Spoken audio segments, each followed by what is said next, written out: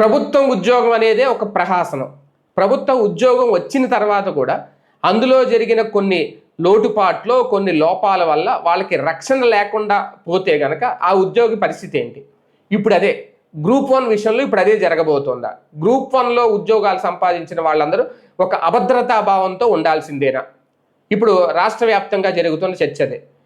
జగన్ హయాంలో జరిగిన గ్రూప్ 1 పరీక్షల్లో నిజంగా ఎలాంటి అక్రమాలు జరిగినాయి, తాజాగా సిట్ తేల్చింది ఏంటి, సిట్ ఇచ్చే నివేదిక ఆధారంగా రేపొద్దున్న కోర్టు ఎలాంటి తీర్పు చెబుతుంది, కోర్టు తీర్పు ఆధారంగా ప్రభుత్వం ఎలాంటి నిర్ణయం తీసుకుంటుంది. ఫైనల్గా చూసుకుంటే కనుక సిట్ అయితే తేల్చింది అందులో అక్రమాలు జరిగినాయి అనేది. అదే కనుక జరిగితే నిజంగా అనర్హులకు కనుక ఉద్యోగాలు వస్తే వాళ్ళు అనర్హులు అనేది కనుక తేలితే ఇప్పుడు ఉద్యోగాల్లో ఉంటున్న వాళ్ళ ఉద్యోగాలన్నీ 3-4 ముచ్చట అవుతాయి.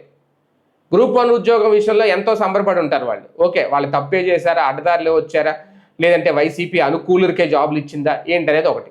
అదే కనుక జరిగితే రేపొద్దున కోర్టు వాళ్ళందరి ఉద్యోగాలని వాళ్ళ అనర్హులుగా తేల్చి రద్దు చేయమంటే వాళ్ళందరూ ఉద్యోగాలు రద్దు అయిపోతాయి, క్యాన్సిల్ అయిపోతాయి. వాళ్ళు మళ్ళీ రోడ్డును పడతారు. అంటే గ్రూప్ 1 ఉద్యోగం సంపాదించి కూడా భద్రత లేదా అనే ప్రశ్న వస్తుంది రేపొద్దున్న. రేపు ప్రభుత్వ ఉద్యోగాలంటేనే వెళ్ళాలంటేనే భయపడతారు.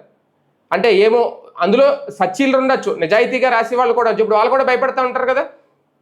రేపొద్దున బిక్కుమని రేపొద్దున ఒక లిస్ట్ రిలీజ్ చేయొచ్చు. ఈ లిస్టులో ఉన్న అభ్యర్థులు రేపు నుంచి ఉద్యోగాలకు రావాల్సిన అవసరం లేదని, ఆ లిస్టులో మా పేరు ఉంటుందా లేదని బిక్కుని భయపడాలి.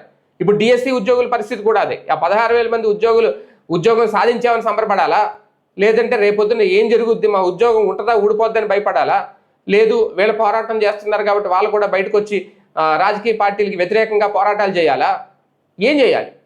అంటే ప్రభుత్వ ఉద్యోగం సంపాదించుకున్న వాళ్ళకు కూడా ఈ రాజకీయాల వల్ల, ఈ రాజకీయ పార్టీల వల్ల ప్రభుత్వ ఉద్యోగులు కూడా భద్రత లేకుండా పోతుందా అనేది ఇక్కడ ప్రశ్న. ఇది ఎందుకు జరుగుతుంది ఇలాగా? ఎవరు కుట్రలు చేస్తే జరుగుతుంది? రాజకీయ పార్టీల స్వలాభాలు, స్వప్రయోజనాలు, లేదంటే అందులో ఉన్న లంచాధికారులు, దీనివల్ల జరుగుతుంది. ముందు దాన్ని కంట్రోల్ చేయాలి.